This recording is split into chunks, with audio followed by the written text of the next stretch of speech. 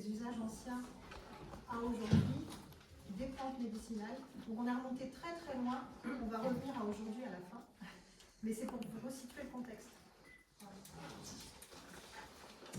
Donc j'ai choisi de commencer notre petit voyage par un extrait du Vidal, source un peu plus sérieuse. Donc qu'est-ce que la phytothérapie? C'est une pratique millénaire basée sur un savoir empirique enrichi au fil des générations. La phytothérapie est une modalité de soins utilisant les plantes ou des produits en contenant. La phytothérapie n'est pas propre à l'espèce humaine. En effet, nombreuses sont les espèces animales qui savent choisir dans leur habitat les plantes utiles pour corriger des carences alimentaires ou soigner certaines maladies.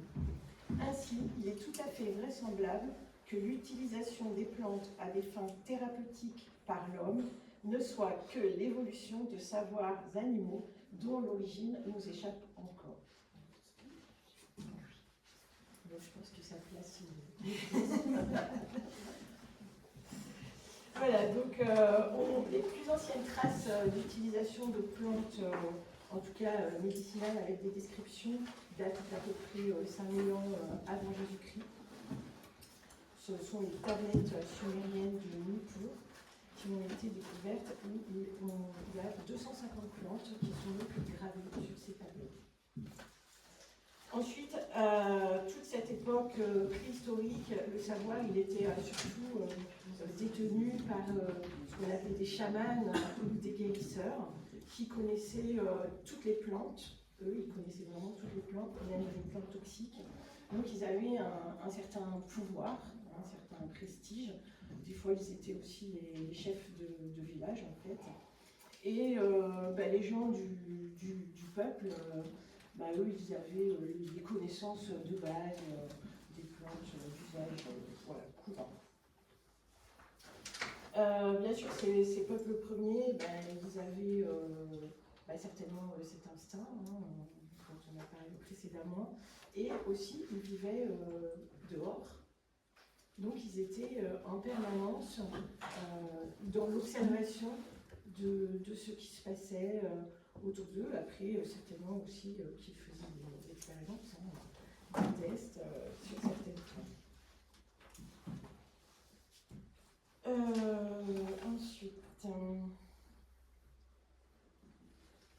Ensuite, on arrive à peu près 2500 avant Jésus-Christ où on trouve le premier traité médical en Chine. Voilà. C'est vraiment le premier traité qu'on ait retrouvé, en tout cas, qui traitait vraiment des propriétés thérapeutiques des plantes. Ensuite, on a 1500 avant Jésus-Christ, en Égypte, les papyrus d'Hébert, qui recensent aussi plusieurs centaines de plantes, de minéraux, mais aussi des parties d'animaux. Et à cette époque-là, il y a déjà un important commerce, en fait, entre le bassin méditerranéen et l'Orient. Donc, il y a déjà très tôt, il y a eu des échanges de savoir et aussi des plantes qui ont été amenées d'un continent sur l'autre. Après, on arrive à la Grèce antique, il y a les premiers herboristes qui sont aussi des guérisseurs. Et puis après, on a les Celtes, dans à peu près 700 avant Jésus-Christ.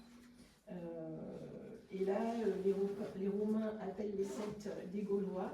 Donc là, bien sûr, c'est les druides, il y a beaucoup de rituels, beaucoup de religion qui est aussi,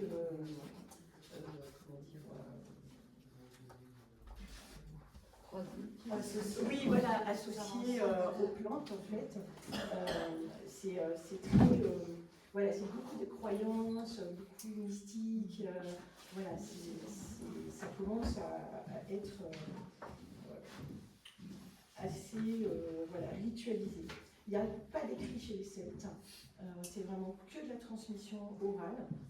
Et c'est un Romain qui s'appelle Pline qui va, pour la première fois, transcrire les pratiques celtes, en fait, par écrit. Donc, à cette époque-là, ils utilisaient principalement des infusions. C'était vraiment la première forme d'utilisation. Il y a chez les Romains déjà une grande sophistication du soin, puisqu'il y a les bains chauds, les bains de vapeur, etc. Donc ils ont déjà fait un certain chemin par rapport à ça. Et les écrits romains vont influencer la médecine en Europe pendant tout le Moyen-Âge. Et ce savoir, il est propagé par l'armée romaine. Ensuite, on arrive 500 avant Jésus-Christ. Donc là, on arrive avec Hippocrate, qui est considéré comme le père de la médecine. Donc lui, il sépare déjà la médecine et la religion. Il va vraiment faire la séparation entre les deux et il va amener la théorie des 4 éléments. Et aussi les 4 éléments, le chaud, le froid et la théorie des humeurs. C'est lui qui apporte ça. Lui, il amène aussi les purges, les fumigations, et bien sûr on utilise toujours les bains de vapeur, mais aussi les saignées et les ventouses. C'est lui qui amène ça. Il utilise beaucoup les plantes, environ 400. Et puis là, il va y avoir des épidémies de peste, etc. Donc il va commencer à y avoir vraiment des graves problèmes.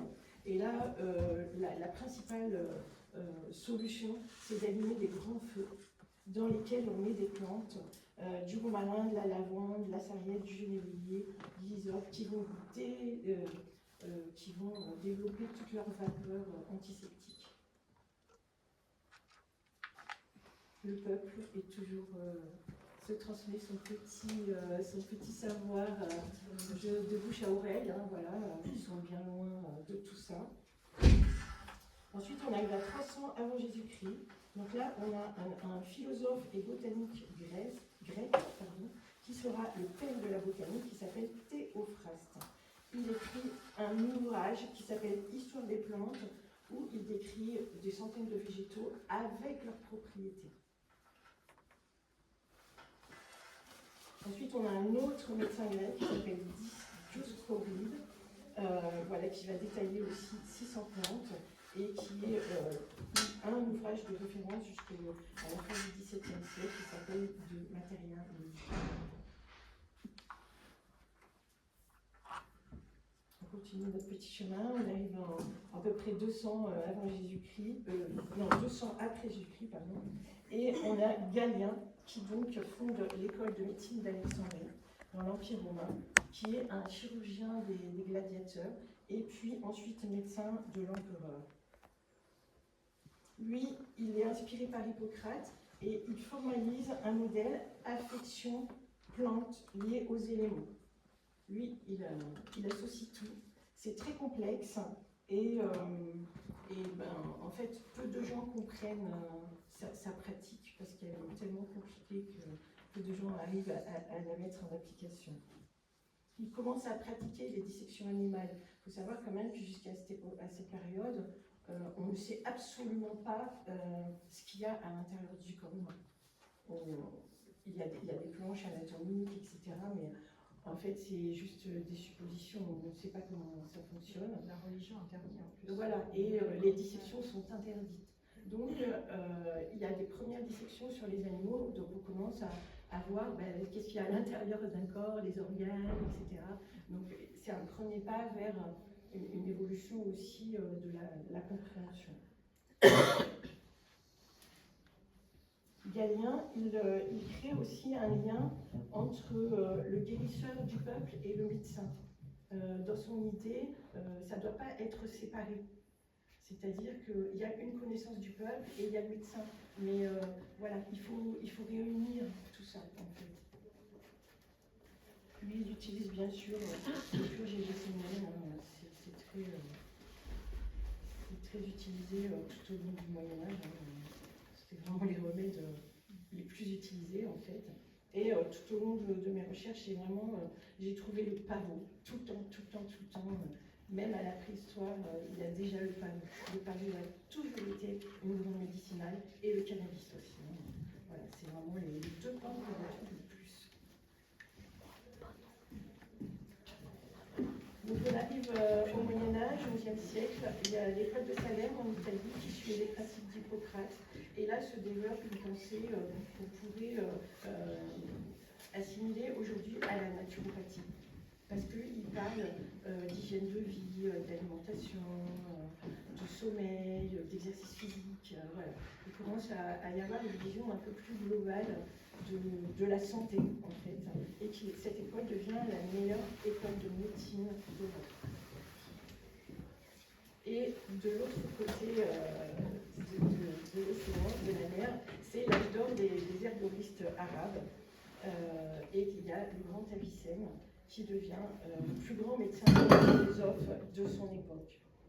Lui, il écrit un ouvrage aussi où il décrit les propriétés de 800 plantes.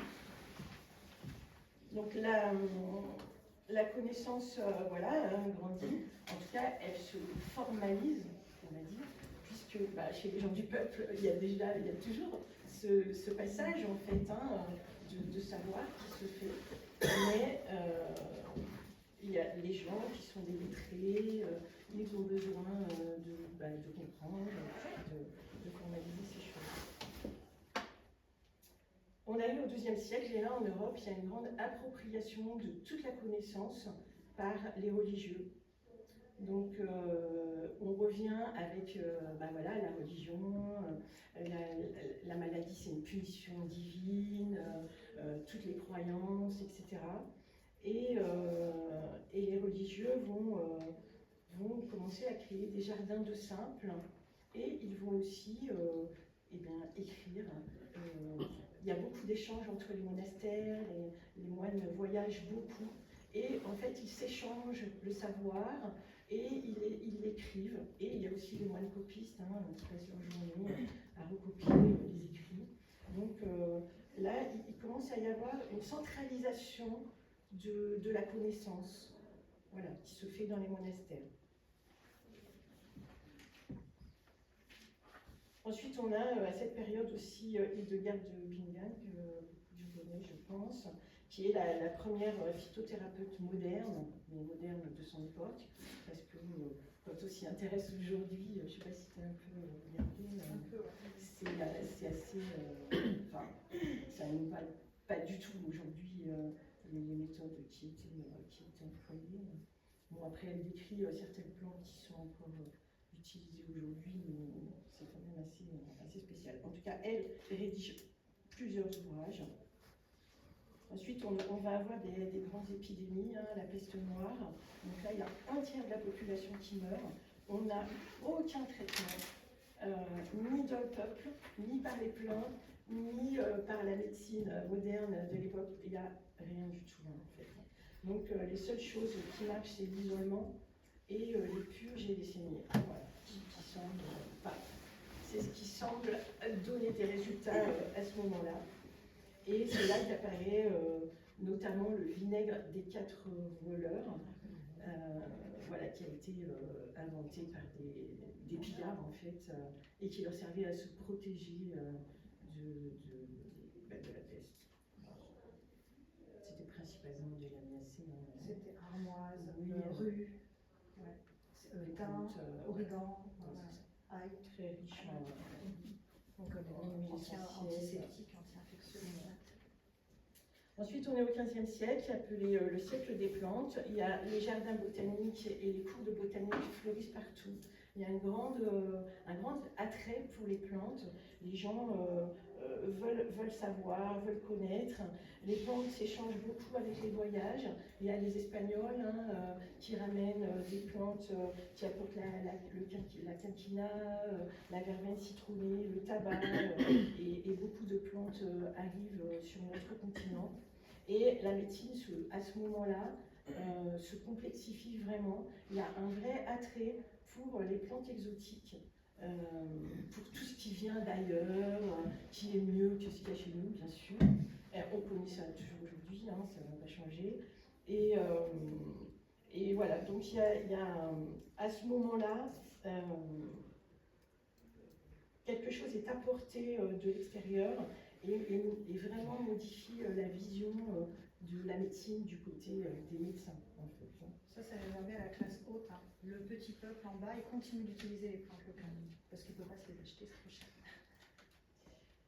Donc là, au XIe siècle aussi, on voit l'invention de l'imprimerie. Donc ça va changer quand même aussi beaucoup de choses, puisque là, on va pouvoir reproduire des ouvrages qui vont pouvoir se distribuer parmi les lettrés, bien sûr, hein, parce que les gens du peuple ne savent pas lire. Mais voilà, déjà, il va y avoir cette diffusion par les livres. C'est un peu le cheminement de ce qui est venu jusqu'à nous, en fait, hein, comment c'est arrivé. Et ensuite, au XVIe siècle, on va avoir aussi vraiment des grandes épidémies de syphilis. Et là, c'est pareil, on n'a pas vraiment de solution avec les plantes. Il n'y a rien qui marche. Et il va y avoir beaucoup d'utilisation du mercure, en fait, et de l'antimoine. Donc, on va utiliser des métaux lourds en nombre externe et qui donnent de bons résultats, mais qui sont très très très nocifs pour la santé. Mais bon, ces problèmes-là, à ce moment-là, ils ne sont pas connus, ils vont se savoir que plus tard. Mais comme il n'y a rien, voilà. Ça marche à peu près. On va mourir tout de suite. Ouais. Tu m'as fait 6 mois. C'était un choix. Vous n'avez rien d'autre. Là, on a des nouvelles plantes médicinales qui arrivent, puisque le café, hein, maintenant c'est devenu d'un usage courant, mais c'est des plantes médicinales. Et là, il se crée vraiment un clivage entre les ruraux, le peuple et les bourgeois, les riches en fait, qui eux ont les gens du peuple, ils ont les plantes locales et les savoirs ancestraux, et les autres, ils n'utilisent que des plantes exotiques, des remèdes très chers. Bien sûr, ils vont chez le médecin, parce que le médecin, c'est cher, donc très peu de gens peuvent se payer les consultations du médecin. Et là, il se crée vraiment une scission entre les deux catégories de population.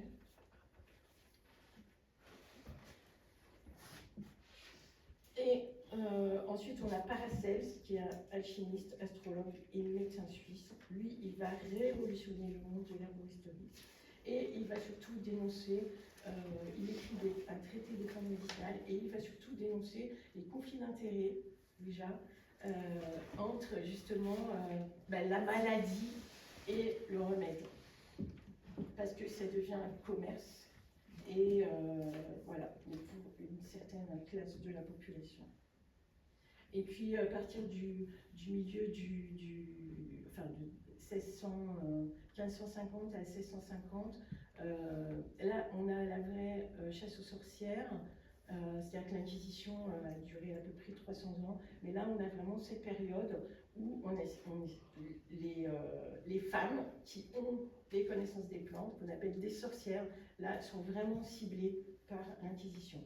On estime entre 30 et 60 000 femmes qui sont brûlées en Europe en une centaine d'années. Donc on peut penser que une bonne partie du savoir populaire est partie en fumée, on peut dire. Il y a eu des fois jusqu'à 200 à 400 personnes brûlées en même temps. C'était un truc vraiment... On se vantait un peu moins. Ouais, c'est ça.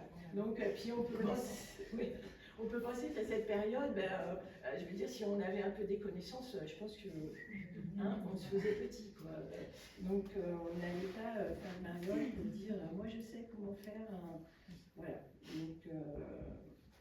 Donc ça, c'est quand même une période très très importante. Et puis après ça suit son cours. Après, au XVIIe siècle, il y a beaucoup de recherches en anatomie. Après, il y a les dissections. Il y a une meilleure compréhension du corps humain, du fonctionnement des organes. Il y a l'invention du microscope aussi. Et les plantes sont en perte de vitesse, là, vraiment. Fin 17e, c'est vraiment les plantes, déjà tout ce savoir qui est parti, et puis tout va vers les remèdes chimiques comme on dit à l'époque, qui sont considérés comme miraculeux.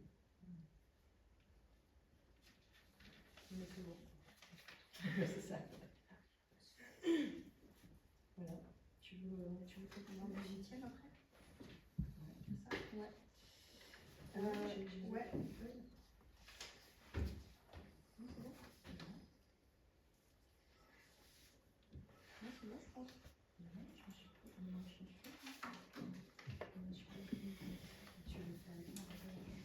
Donc après, on arrive au XVIIIe siècle. Ce qui se passe au XVIIIe siècle, c'est qu'il y a un fort exode rural, c'est-à-dire les gens partent beaucoup de la campagne pour aller s'installer à la ville. Ça, ils partent en masse.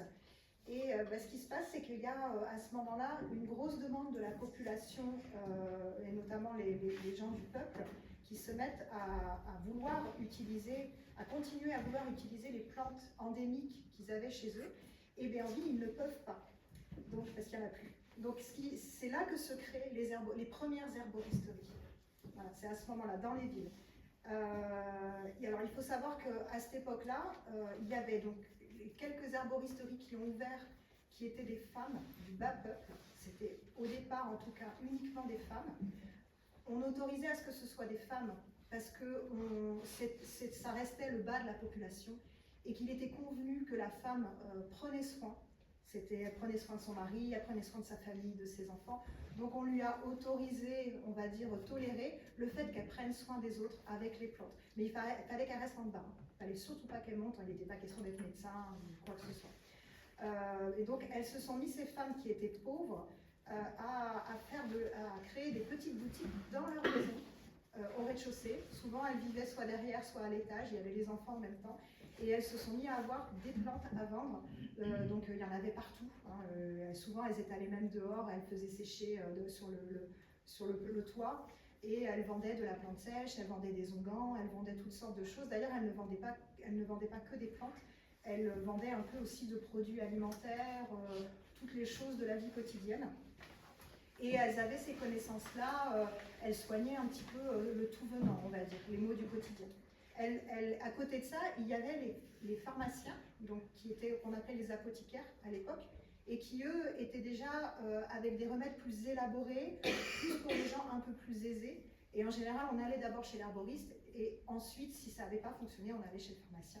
Donc les pharmaciens étaient des hommes, eux, par contre. Et autant les petites herboristeries de ville tenues par ces femmes étaient vraiment des plantes endémiques, autant les apothicaires, 70% de leur stock étaient des plantes importées, hein, d'où l'attrait de l'exotisme. Et voilà. Donc on ne soignait pas les catégories de gens avec les mêmes plantes, en fait. Donc tout ça a amené à la création de plein de petites herboristeries partout dans les grandes villes. Et à un moment donné, il y a des herboristeries un peu plus grosses, tenues par des hommes d'ailleurs, souvent, qui se sont installés dans des quartiers un peu plus chics, on va dire, de la ville. Et à ce moment-là, ils se sont regroupés en un syndicat, ces quelques hommes en fait, qui n'étaient pas représentatifs du coup de l'ensemble de la population des herboristeries, puis qui étaient surtout des femmes. Mais ils ont créé en 1778, ils ont réussi à faire créer un certificat d'herboriste, voilà, qui leur ont donné le droit d'exercer officiellement. Voilà, dans le même temps, donc là, c'était au 18e. Ensuite, au 19e siècle, il s'est mis à y avoir beaucoup de progrès en physique et en chimie. C'est là qu'on a commencé à mettre en évidence des principes actifs, la morphine de l'opium, la quinine du quinquina, la coumarine du ménilo. C'est là qu'on a commencé à isoler l'acide acétylsalicylique qui sera la future aspirine. Et là, c'est la première fois où la chimie améliore un composé naturel pour en augmenter l'efficacité. C'est à ce moment-là. Voilà. Donc, du coup, la chimie pharmaceutique voit le jour à ce moment-là, au 19e siècle. Donc, du coup, là, à ce moment-là, il y a un clivage encore entre la phytothérapie classique et la chimie de synthèse qui commence à suivre des voies différentes. Et petit à petit, du coup, à partir de ce moment-là, la phytothérapie décline en Occident. On se met à prôner les nouveaux médicaments chimiques isolés des plantes, et petit à petit, on utilise de moins en moins la phytothérapie. Alors, encore une fois, ce sont des choses qui ne sont pas encore, ça viendra après, remboursées. Donc le petit peuple continue d'utiliser ces plantes. On parle toujours de la catégorie des gens plus aisés, au final. Et justement, au XXe siècle, la sécurité sociale voit le jour. Donc là, ça garantit, ça a des avantages et des inconvénients, ça garantit à tout le monde un accès aux soins identiques. Tous les soins sont remboursés, les gens peuvent enfin aller chez le médecin gratuitement. Je mets des guillemets parce qu'on le paye tous. Mais en tout cas, ça donne un accès aux soins à tout le monde, pour tous. Donc à côté de ça, voilà, l'anatomie évolue avec les progrès, enfin voilà, il y a beaucoup de choses qui se créent.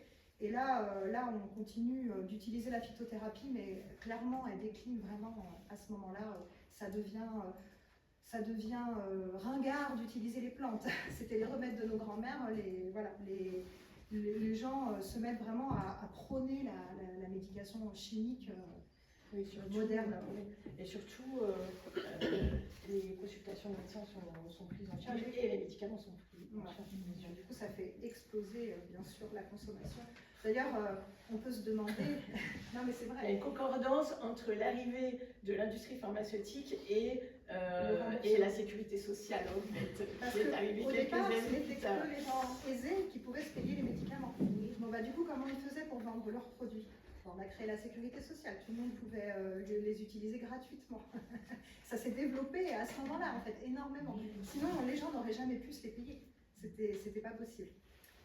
À côté de ça, du coup, les pauvres herboristes, ils ont une pression de plus en plus forte des pharmaciens qui ne veulent plus les voir, hein, ils veulent vraiment le monopole. Pendant, je crois, des dizaines d'années, ils essayent de faire supprimer le diplôme, le certificat d'herboriste. Et puis finalement, il y a la guerre qui arrive, qui fait que les grands hommes qui avaient une capacité oratoire plus grande que les femmes, hein, et bien, ils sont partis à la guerre, ils ne sont pas revenus. Ils en ont profité en 1941 pour abolir le certificat d'herboriste. Ce qui veut dire que depuis 1941, il n'est plus délivré de diplôme d'herboriste. On ne peut plus être herboriste en France. Et c'est une exception européenne. Hein. Dans tous les pays d'Europe, l'herboristerie existe et est légalisée. Mais pas en France. Depuis 1941, ce n'est plus autorisé.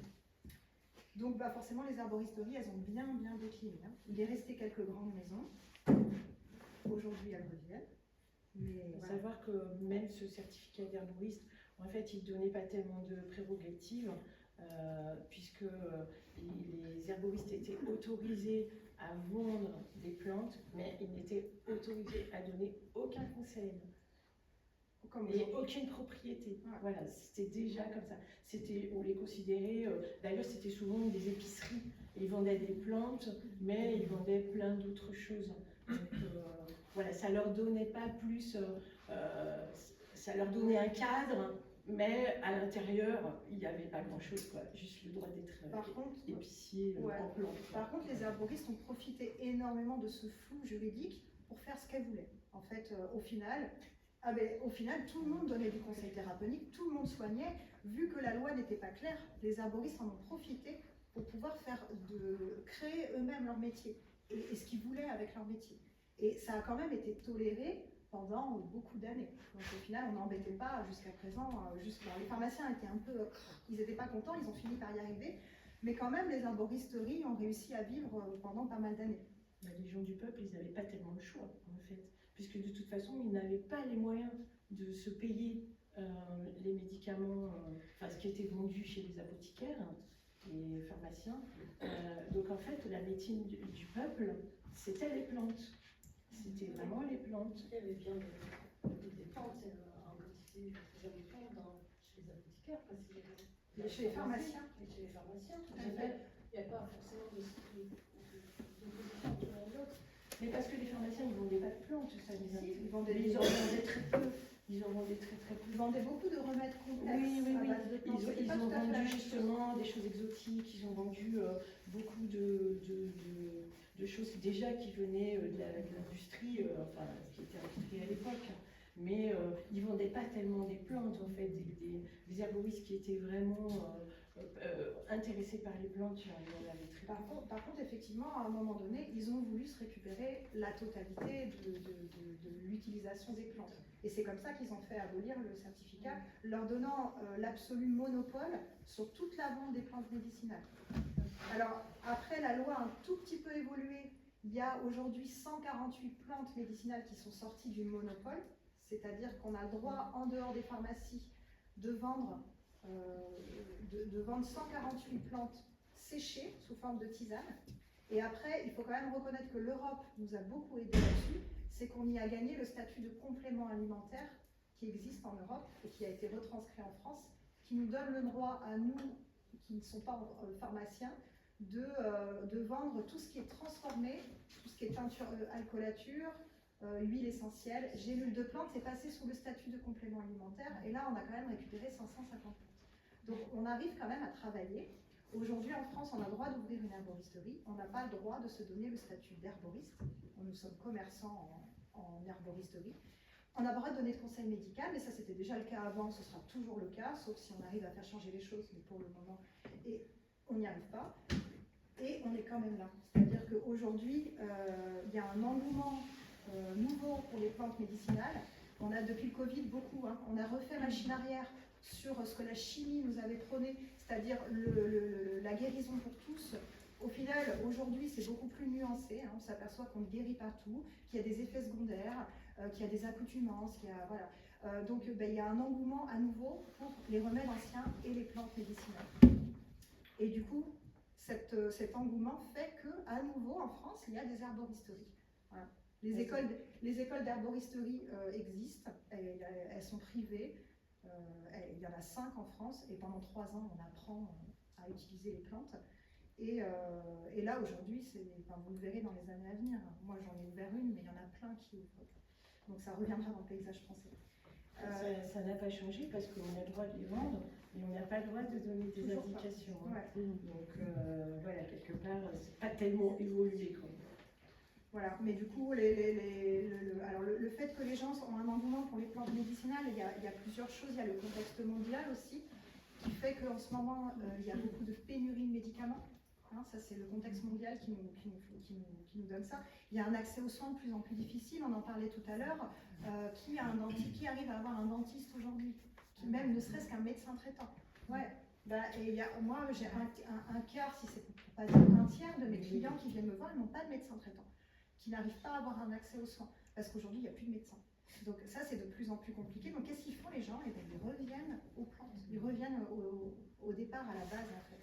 Voilà. Alors on ne résout pas tout, hein, on est d'accord, on fait comme à l'époque, hein, on est le premier pilier, le premier rempart. Et puis après, si ça ne marche pas, on conseille d'aller au-dessus. Et puis aussi, il y a la volonté d'autonomie des gens qui s'est développée, de faire ses remèdes soi-même, d'aller cueillir, d'aller reconnaître comme on l'a fait aujourd'hui. C'est très gratifiant de savoir qu'on a sous nos pieds des plantes qui peuvent nous soigner, qui ne nous coûtent rien, qu'on peut aller cueillir, qu'on peut aller ramasser et qu'on peut utiliser et intégrer dans notre quotidien. Ça, c'est un savoir qu'on a perdu. Et il y a beaucoup de gens qui souhaitent se reconnecter à ça. Voilà. Donc ça, c'est la réalité d'aujourd'hui. Et il faut savoir aussi qu'aujourd'hui, en pharmacie, vous avez 80% des plantes médicinales que vous achetez, que ce soit sous forme de tisane ou n'importe quoi, qui sont importées.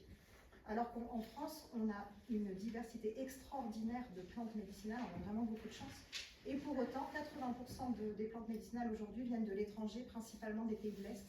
Alors pourquoi? Parce que c'est pas cher. Voilà, c'est sûr que la plante bio française est bien plus chère que la plante polonaise. Mais encore une fois, on en parlait tout à l'heure, la qualité s'en ressent. Après, on n'a pas la même chose. Et puis, il ne faut pas forcément opposer les plantes médicinales avec les médicaments. Il y a une complémentarité. On ne soigne pas la même chose avec les plantes qu'avec un médicament. Il faudrait qu'on reprenne un petit peu de bon sens, c'est-à-dire avant, la plante médicinale, c'était pour le quotidien, c'était pour la prévention.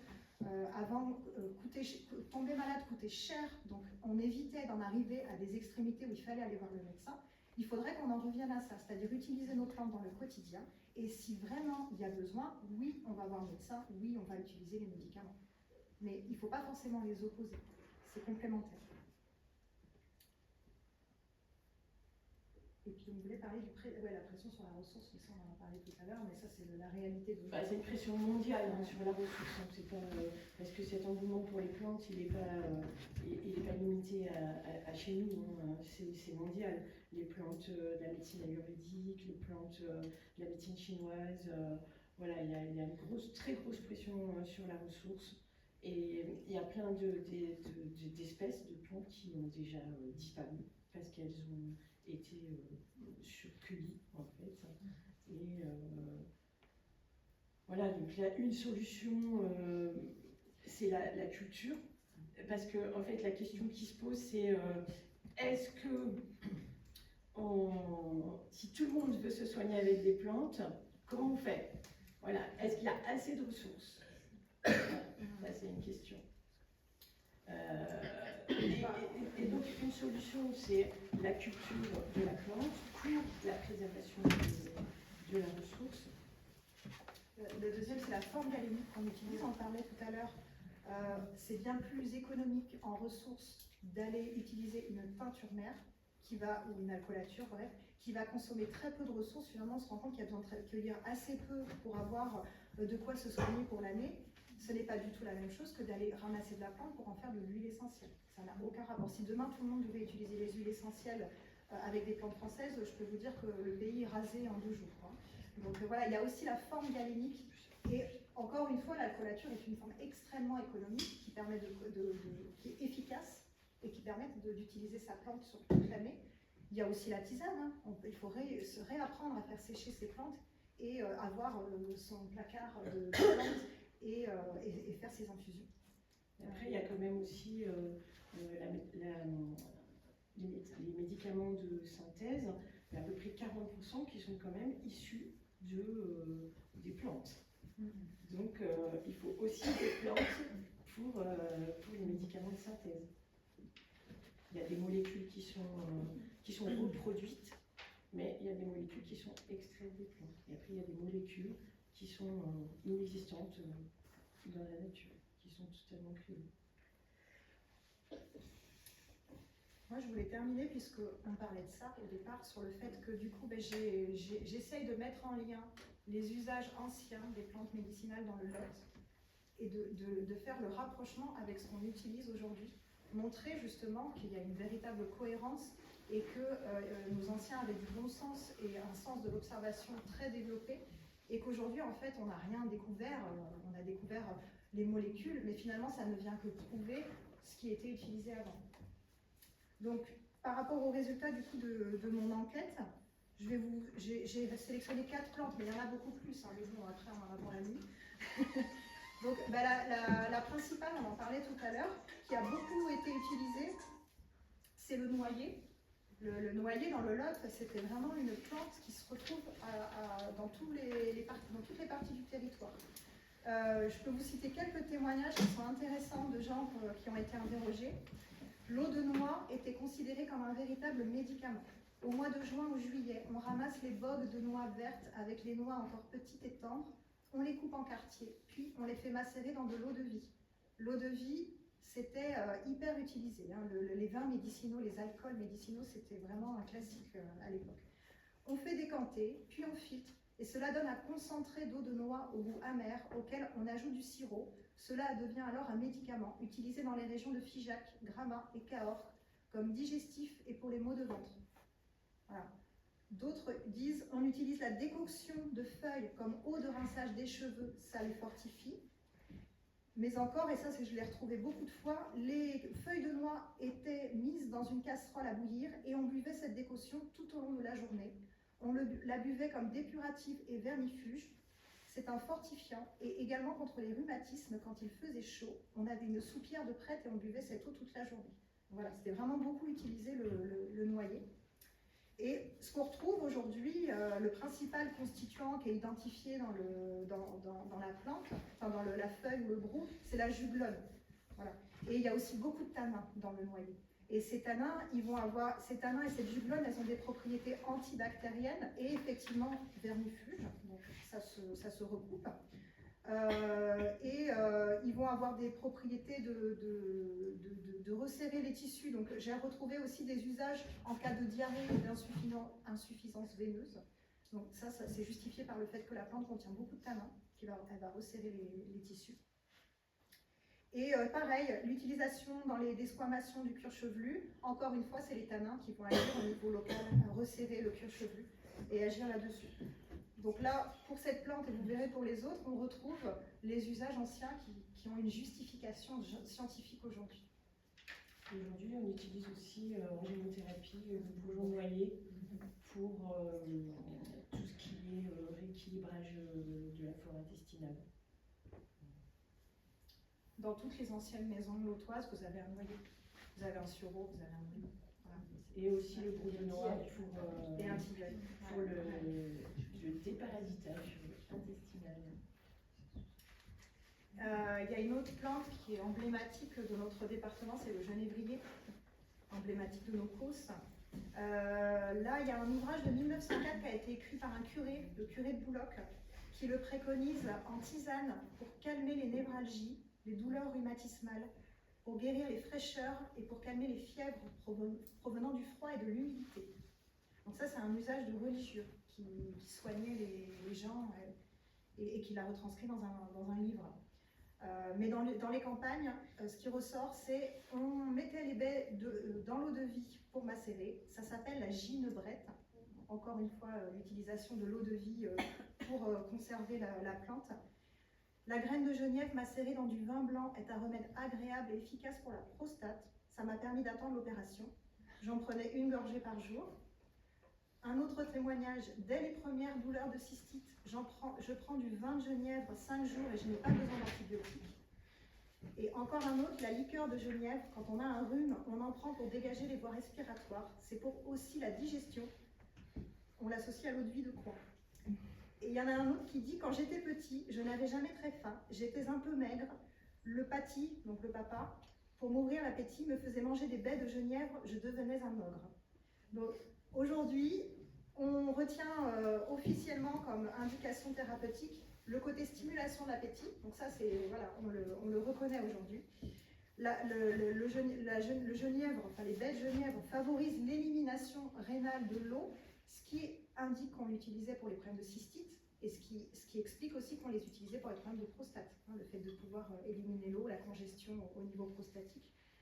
Et voilà, adjuvant des cures de diurèse dans les troubles urinaires bénins. C'est ce qui ressort aujourd'hui dans les ouvrages médicaux officiels. Donc on voit que vraiment, c'est encore une fois, c'est les mêmes usages. Ce qui peut changer par contre, c'est les formes galéniques, effectivement. Le côté eau de vie, vin médicinal. Aujourd'hui, on n'utilise plus le vin médicinal. Alors, on utilise l'alcoolature, mais ce n'était pas tout à fait utilisé pareil. Là, on n'y allait pas en 30 gouttes, hein. On y allait au verre. Donc voilà, ça c'est des usages anciens les formes galéniques ont évolué. C'était moins concentré. Ouais. Oui, c'était moins concentré. Bon, on en buvait plus, hein, du coup, c'était sympa. Ça avait l'air sympa. D'ailleurs, ils buvaient souvent, c'était préconisé un verre de vin le matin ou avant le le voilà. Ça voulait dire ça. Voilà. Le mot apéritif, c'est médicinal. Ouais.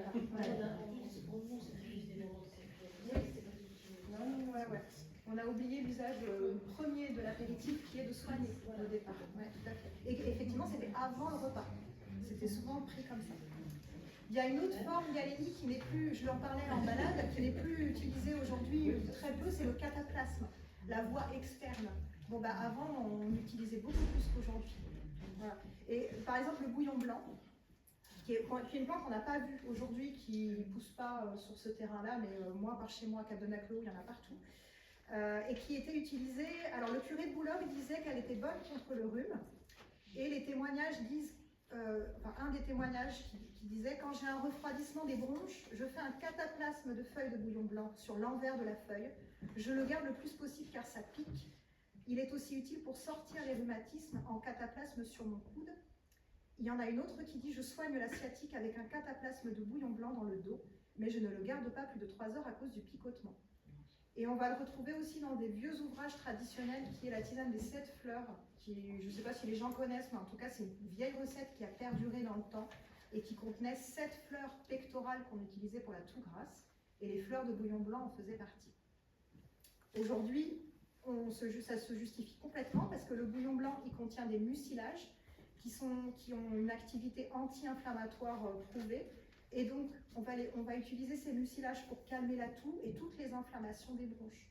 Donc, elle a cette activité calmante et anti-inflammatoire. qu'on retrouvait hier, qu'on utilise encore aujourd'hui pour ça. Et elle contient aussi des iridoïdes, la molécule dont je vous parlais pour la bugle rampante tout à l'heure, et l'arpagophytum, donc cette molécule anti-inflammatoire, qui explique l'utilisation pour les sciatiques, finalement. Voilà. Donc aujourd'hui, on l'utilise plutôt en tisane, mais voilà, le cataplasme, c'est un peu perdu, effectivement. On connaît encore les cataplasmes à la feuille de moutarde, mais c'est à peu près le seul cataplasme qu'on connaît. Bon, bah, avant, on l'utilisait avec plein de plantes, cette forme-là. Et puis je termine par l'ortie, même si j'en ai déjà parlé en balade botanique, enfin en balade tout à l'heure, avec justement, je trouvais ça rigolo, l'histoire du petit plumeau, le fouet d'ortie là, pour les problèmes de circulation. Je faisais un petit plumeau avec des pointes d'ortie que je passais sur le nerf sciatique de mon mari pour le soulager de la sciatique. Il y en a qui l'utilisaient en friction directe sur les jambes pour la circulation. Ouais. Après, voilà, ou sinon pour les saignements de nez, on broie les feuilles pour enlever les piquants. Si quelqu'un saigne du nez, on lui met des feuilles broyées directement dans le nez, ça arrête les saignements. Et on l'utilisait aussi en tisane pour réguler les règles. Et pour les chèvres, le jour où elles avaient mis bas, comme je disais, c'était une plante qu'on utilisait chez les enfants, chez les animaux, chez tout le monde. Hein, ouais. Et donc aujourd'hui, ben, les propriétés sur le côté hémostatique, le côté saignement, on l'explique par sa composition. Hein. Il y a des molécules, les flavonoïdes et les anthocyanes. Donc, c'est plutôt pour la circulation sanguine qu'on utilisait. Mais elles ont des propriétés anti-agrégantes plaquettaires démontrées. Donc tout ce qui est règles abondantes, hémorragie, saignement externe, effectivement ça fonctionne. Et elles ont démontré, il y a eu des études cliniques qui ont été faites sur l'ortie. Il y a peu d'études cliniques sur les plantes, mais quand même il y en a. Et pour l'ortie notamment, ils ont démontré l'efficacité dans les douleurs articulaires, le côté anti-inflammatoire. Et ça permettrait même de réduire significativement la prise d'anti-inflammatoires chimiques. Donc voilà, c'était intéressant. En plus de ces vertus reminéralisantes, fortifiantes dont on a parlé tout à l'heure. Voilà, donc il y en a plein, il y en a pas mal des plantes. Moi, je continue d'en découvrir, mais globalement, c'est toujours un peu les mêmes qui ressortent. Donc ils avaient quand même un panel dans leur jardin, auprès de chez eux, qu'ils utilisaient en fait quotidiennement. Et que ce soit à Figeac, ou que ce soit dans le Cahors ou dans l'ouest du département, il y a quand même des choses qui ressortent communes en fait, hein, sur l'utilisation des plantes. Donc c'est intéressant. J'ai pas fini, mais ça fait qu'un an que je suis dessus et j'ai des témoignages encore très régulièrement et ça va continuer. Je vais peut-être découvrir d'autres choses, mais globalement les usages, on parlait je ne sais plus qui c'est qui me parlait des feuilles de noyer tout à l'heure là, et qui m'a encore retransmis un autre témoignage et qui encore correspond à ce que j'ai noté, à ce que j'ai entendu. Voilà, donc c'est intéressant moi je trouve que c'est intéressant de le noter parce qu'effectivement c'était un savoir transmis oralement qu'on a perdu. Alors les gens qui me témoignent sont souvent des fois très âgés, des fois moins âgés, et c'est souvent leurs grands-parents qui leur ont transmis, souvent la grand-mère à la petite fille d'ailleurs, parce que les parents étaient au champ, et c'était la grand-mère qui éduquait, qui s'occupait des enfants, et donc la grand-mère souvent transmettait l'usage des plantes à la petite fille. Voilà.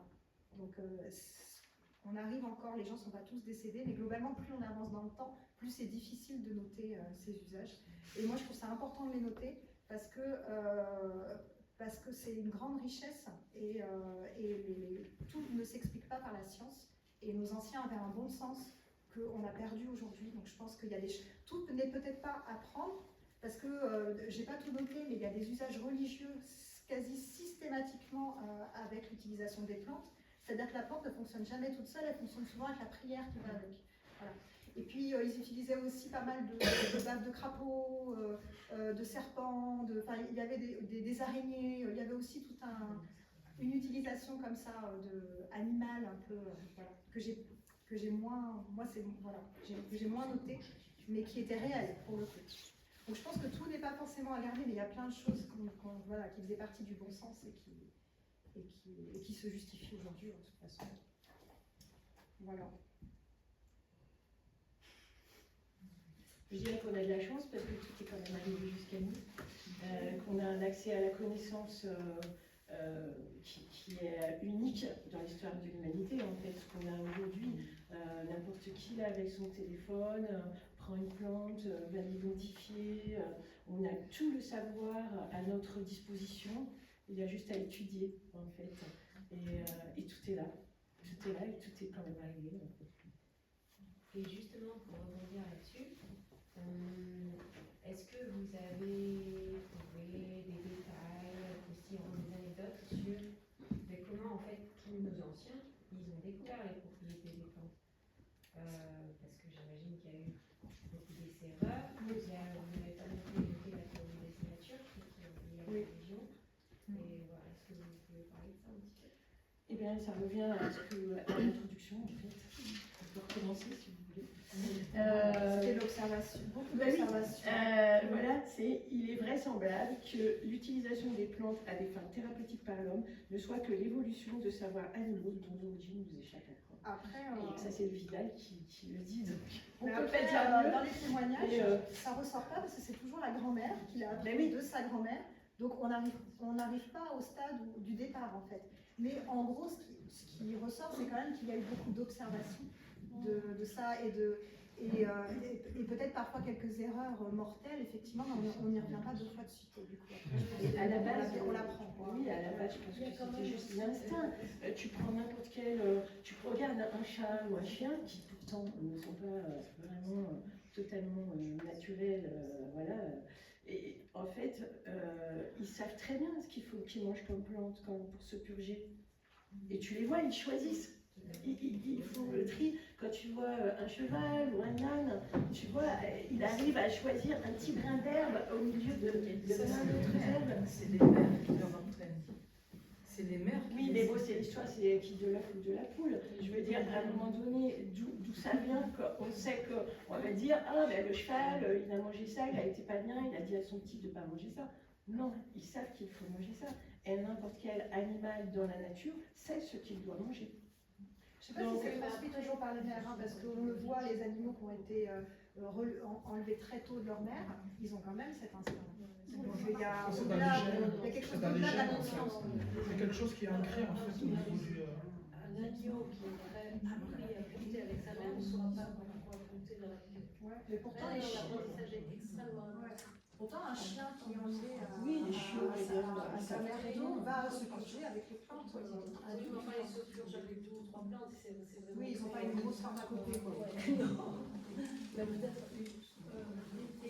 certains chiens très très sélectionnés ne savent même plus se purger. Donc, oui, mais bon, parce qu'on a dévié en fait. Mais si tu prends les animaux dans la nature qui n'ont pas été trafiqués, ils savent ce qu'ils doivent manger en fait. mais après, il y a aussi une part d'expérimentation. Oui, et puis il y a des questions de dose. En permanence. Il y a également une observation, tu parlais de théorie des signatures. Moi, j'ai recueilli des témoignages selon lesquels on prend de la pulmonaire parce que ça ressemble au poumon. Vraiment, c'est dit comme ça. Ou les cerneaux de noix ressemblent à un cerveau, donc ça fait du bien pour le cerveau. Oui, mais déjà là, on est dans une pensée très évoluée, parce que ça veut dire déjà que tu sais à quoi ressemblent des poumons. Donc ça, c'est arrivé très tard dans Oui, l'histoire. enfin, c'est les grands-mères qui La pariétaire, elle s'appelle la casse muraille, et elle pose sur les murs, et elle sert à éliminer les calculs rénaux. C'est fier. Donc oui, il y avait ce côté aussi signature. Elle sert surtout à Parce faire que la théorie, si je. Ah, la pariétaire, pas la saponaire, hein. La pariétaire sur les murs. Oui, c'est une plante Pour faire la vaisselle. Mais ils l'ont utilisé pour les calculs et les infections urinaires aussi. La signature, elle date de l'Antiquité. Oui, je crois. Oui, c'était encore avant la connaissance du corps. Oui. Donc c'était vraiment plutôt une correspondance entre l'anatomie et les parties. Oui, les premières périodes, il y avait déjà des dissections sur les animaux, je savais déjà, ça me semblait assez important. Mais voilà, c'est déjà une pensée élaborée, si tu veux. Quand tu es à la préhistoire, puisque les plantes ont toujours fait partie de l'histoire de l'homme, en fait, de l'humain, il n'y avait même pas de langage. Donc, comment tu fais pour transmettre tes connaissances, savoir ce qu'il faut manger? Alors, on t'a dit, Tu le montres. oui, tu le montres. La préhistoire est dessinée.